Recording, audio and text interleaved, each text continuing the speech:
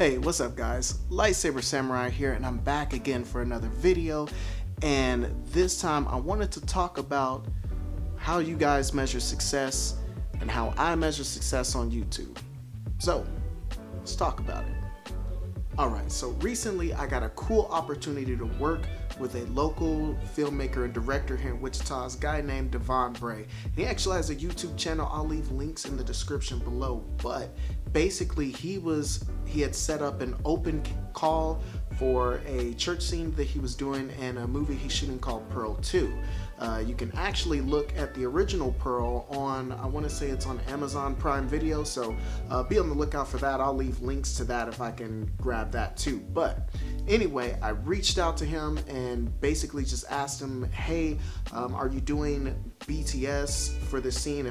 Could I come and do behind the scenes footage for you, maybe shoot a little video, take some pictures, and I kind of like to talk with you a little bit. And he said sure, fine. He was enthusiastic about it. I showed up front and center Monday morning. I was the first one there. Actually, I was there about an hour before even the director showed up, and got to check out the church. Now, it was interesting about the church that the sanctuary we used had been closed or had been sealed off for the last 15 years. In fact, they had just opened it recently and noticed that, you know, some homeless people had moved in.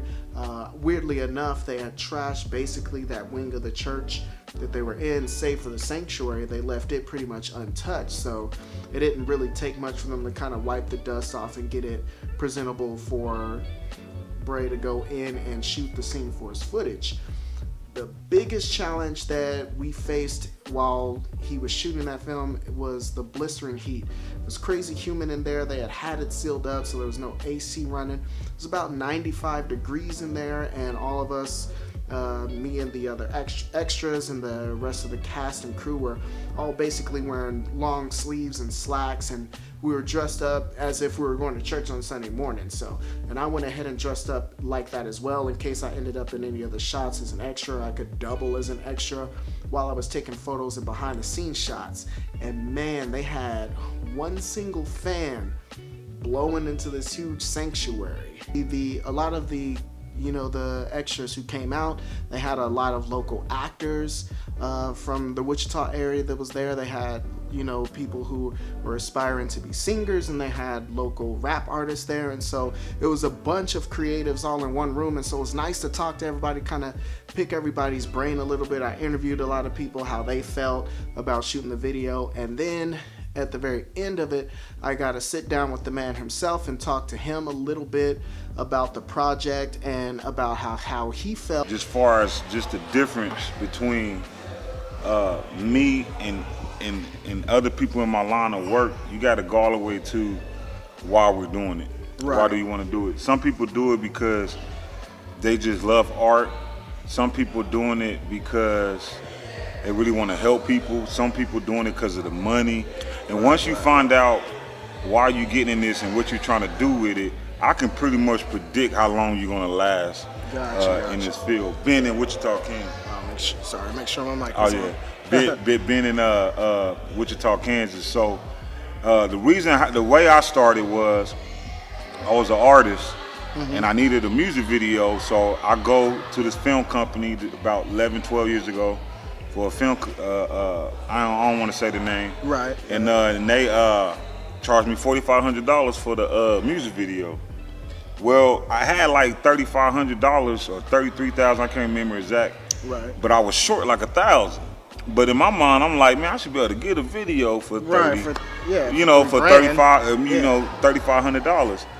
But make a long story short, it kind of broke me, and I came to a place like either I'm just gonna quit being an artist or I'm gonna fill this void, which I was basically, in other words, the customer that I was trying to get a music video, I went in on the other side and tried to fill that void. So everybody that you see even doing music videos, you wouldn't even never seen them do a music video anyway, based upon the way the prices used to be. Right. And so what was strange to me, other videographers, other people get kind of upset with me doing that, But my argument to them is these are people that you would never met anyway, because at the price that I have it at, that's the only way they can even have a music video. You know what I'm saying? Hey, the advent of like technology, I think, is huge. Like the DSLR, like being able to shoot full HD and even and now 4K and things like that. And like I was telling some people, like your equipment is top notch, but I mean, you can, I mean, it's still stuff you can get at Best Buy or online. I mean, you're not using a Red, you're not using an Ari Alexa, you know? Well, this is what people don't know about the camera I have, even though it's in the C-line family. When you go check Netflix, they give you a list of cameras. That's approved for for you to sell the movie to them. Well, you're gonna see the camera I actually have is listed in there. So what that says to me is, at least it's at a standard to uphold in the movie industry. But it don't come out the box like that. You know, you got to put a speed booster on it. You got to use Canon lenses. But it's definitely possible, you know, if you do your research and really pull the best quality out of it that you possibly can. Also, the GH5S shoot 422.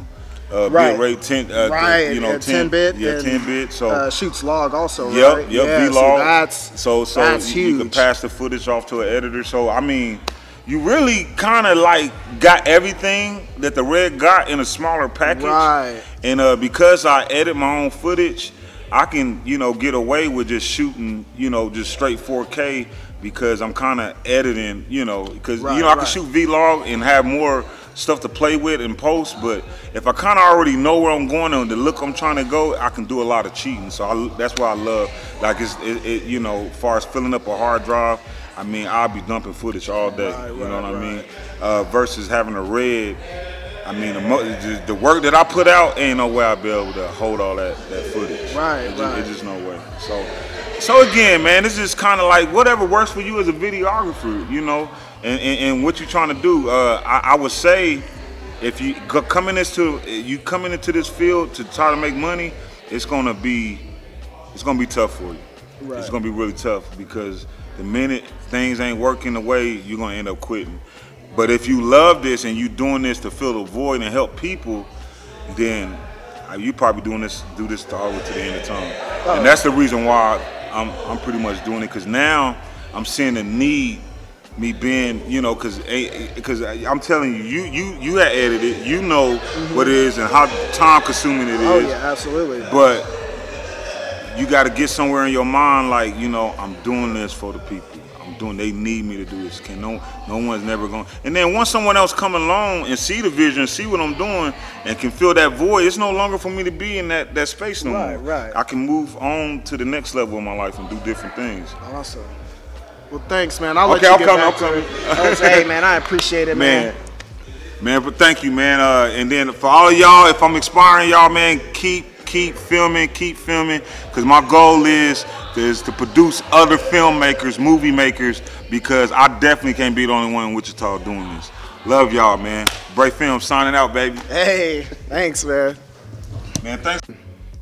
All of this creativity, all of this that he put into this one project, even if it doesn't, become a box office hit and, make tens of millions of dollars. I mean, like, he did that though. He went out and said, I'm gonna shoot a full-length feature film, and he did that. So, then when I got to thinking about that, and got to thinking about, Peter's video and Cody's video, and I just, started to change my whole philosophy as far as success on YouTube. And to create, again, is a monumental task. To literally take nothing and turn it into something. This video started with, an inspiration, an idea, and I put myself in front of the camera and set this whole thing up, and here we are. And that's no small feat at all. And now the way I see it, I reach success every time I hit upload. So every time I can come back week after week and I can put out, a decent video that you guys like to watch, that is success to me. So let me know what you guys think about it. down in the comment section below, questions, comments, concerns, threats. What do you guys think about everything I've talked about, and how do you measure success in whatever you're creating, whether you guys do film, whether you guys do YouTube, you stream, you draw, you paint, you write music. What is success to you, and how do you measure success in this space? Well, I do believe that's all I got for you. If you do like this video, please smash that like button and subscribe if you haven't already. I do believe that's all I got for you. Lightsaber Samurai out. Peace.